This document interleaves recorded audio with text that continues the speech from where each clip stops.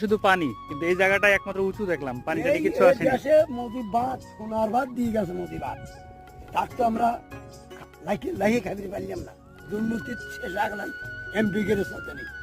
সেটাই। তাছাড়া আমি এই সরকারটা গরিবের সরকারই আছে, ধানের বেতনগুলো আমার মাংনা দিছে, সার দিছে, আমি আনিনি।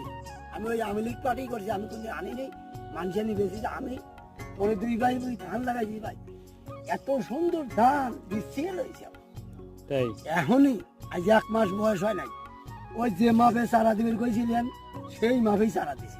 আচ্ছা, কেমন হয়েছিল ফসল?